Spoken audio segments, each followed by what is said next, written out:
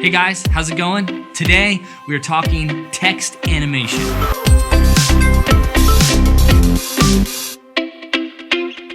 Today I'm going to quickly take you through a special text animation style that I like to use in Adobe After Effects to give your social media that fresh pop that you're looking for, maybe for a post, for a story, something like that. So we're going to be using After Effects. And I know what you're thinking right now. After Effects is hard, it's crazy, I've never used it before. I promise you do not have to be a whiz or a genius to do this. I'm going to take you through some simple steps. Just follow my instructions, pause the video if you need to, I'll walk you through it. I've been doing this for like a decade. I've got you guys. Let's go ahead and dive in. So it's a pretty small dive. Okay, so to start, go ahead, open up After Effects, click Make a New Composition, and then go ahead and set your width to 1080 and your height to 1920. That is an Instagram story resolution. That's what I'm using, but you can set it to whatever you need for the specific thing that you're doing. Go ahead and set your frame rate to 23.976 and make sure the duration of the comp is set to the correct length for the platform you're using. For me, I'm using Instagram story, so I'll put it at 15 seconds. In the composition window, go ahead and set the viewing size to fit. That way we can see everything we're working on. Select the text tool and type the words that you're going to want it to apply the effect to. Position your text in the center of the screen. Next, select the character window. If you don't see the window, you can access it by going to Window and checking Character. Set your font. In this case, I'm using this one that I'm not even going to try and pronounce. Go ahead and change the size, your leading, and your tracking to something that kind of feels good. What we're going to do now is pre-compose this text layer by going to Layer and selecting Pre-compose. We'll name this layer Text Pre-comp. Next, we'll go to Effect, Stylize, Roughen Edges.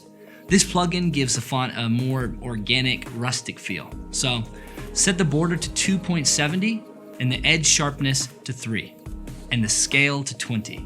Next, duplicate that effect by going to Edit, Duplicate, or pressing Command D on Mac or Control D on Windows.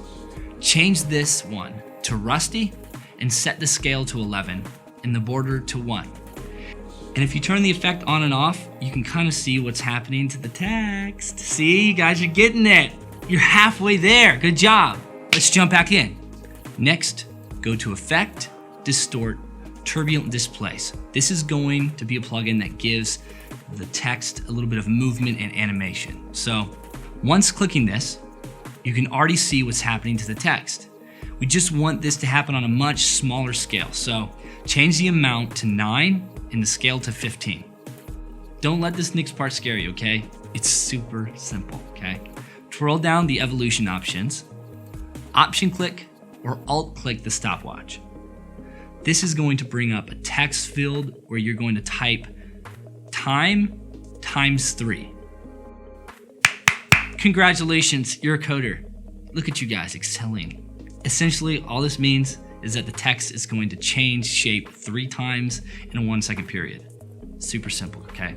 So you could change this value higher or lower for a faster or a slower look. Just depends on what you're going for. This movement's looking pretty good. We're almost there, okay? Next, let's duplicate this layer that has all our effects by selecting Edit, Duplicate, or Command D or Control D. We'll make sure we have this bottom layer selected, then go into the Turbulent Displace settings and change the evolution to 3 and the amount to 36. Then click the Effects button to disable both Roughen Edges plugins. We don't want those on right now, we just want a thin line for this layer. So click Effect, Matte, Simple Choker. So we can see exactly what's going on and what's happening to the text. Go ahead and click the eyeball on the first layer. So that way we can only see this layer, what's happening. This is just gonna pull back some of the width of the font so we can just have a thin line. Set the choke matte to something like 2.50. Okay, sweet. That looks perfect. See? Guys, are you seeing this? You guys have made a jittery text effect. Good jobs. Give yourself a pat on the back. Like right now, stop what you're doing and pat your back. Pat it. You deserve it. You deserve a pat. okay? Do you know why so many people burn out? Because there's not enough back patterns in this world. All you guys need now is a background for your text. So you can just quickly add that by selecting Layer, New Solid, and choosing what color you want and hit OK. It's always nice to add some texture, so bring in whatever photo you would feel right for your message. I'm using these flowers I found on this amazing free site called Unsplash, where artists put up their work for free. You can use it, just credit them. Then open the project window. For me, it's by selecting these two arrows and opening the project window and double clicking on the empty space. You can browse your computer for where your photo is, then import it and drag it down near the bottom beneath all the layers. Then bring your solid color background to the very bottom. If your photo's too big like mine, you can scale your photo down by twirling down the transform menu and setting the scale, then change the blending mode to overlay. If the blending modes are not viewable, you can activate them by right-clicking on this bar and checking modes in the menu. Select overlay, change the opacity in the transform menu to something around 11, nothing too overbearing, but something that suits your taste. And there you have it, a handwritten jittery effect with a nice background, nice blend, nice color, something to add style and pop to your Instagram stories, Instagram feed, Facebook feed, whatever you need it for, okay? It's all set up.